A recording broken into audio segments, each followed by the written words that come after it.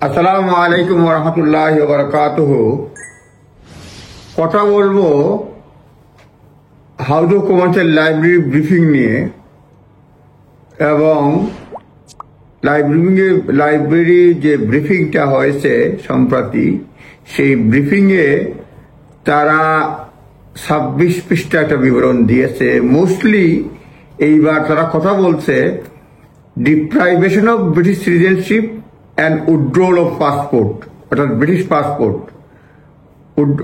Passport প্রত্যাহার এবং citizenship বাতিল, ডিপ্রাইভেশন বঞ্চিত করা, এই দুটি বিষয়ে। আমরা জানছি যে সিটিজেনশিপ ডিপ্রাইভ করা হয়েছে 2013 থেকে 23 সালের মধ্যে 1080টা, কিন্তু পাসপোর্টটা সংখ্যা হচ্ছে যে কম, এবং বলা হচ্ছে যে home secretary power to withhold or withdraw the person British passport, এটা পাওয়ার আছে। এবং 98 cases of passport withdrawal or refusal made on the ground of national security গ্রাউন্ডে 2013 সাল থেকে 2023 সালের মধ্যে 98 জনের ব্রিটিশ পাসপোর্ট প্রত্যাহার করা হয়েছে কিংবা রিফিউজ করা হয়েছে। এই সংখ্যাটা 98, সেই তুলনায় সিটিজেনশিপ ডিপ্রাইভের সংখ্যা 1080। তো পাসপোর্ট উইথড্রলের ক্ষেত্রে যেটা আছে, কি নিয়মটা আছে সংক্ষেপে বলবো। সেখানে বলা হয়েছে যে সেক্রেটারি অফ স্টেটের এই ক্ষমতা আছে পাসপোর্ট উইথড্র করার।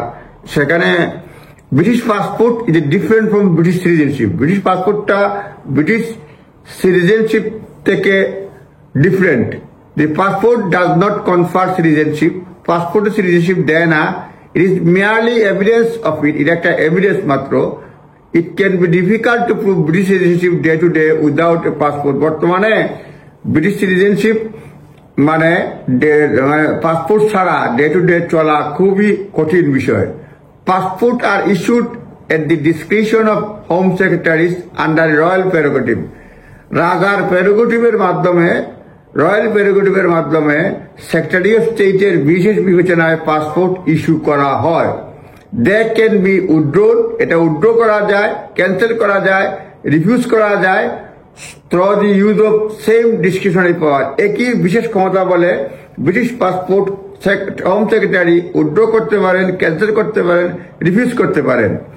Withdrawal of passport is used to prevent British citizen from travelling abroad. British passport withdraw করা হয় যাতে বিদেশে ট্রাভেল বন্ধ করতে, prevent British citizen from travelling, ব্রিটিশের বাইরে ট্রাভেল করতে না পারে।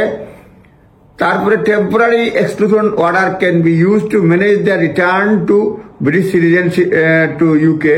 টেম্পোরারি এক্সক্লুশন অর্ডার করা যায় টু ম্যানেজ রিটার্ন করার, ব্রিটিশ সিটিজেন ইউকেতে রিটার্ন করাটা ম্যানেজ করার জন্য এটা এক্সক্লুশন করা যায়।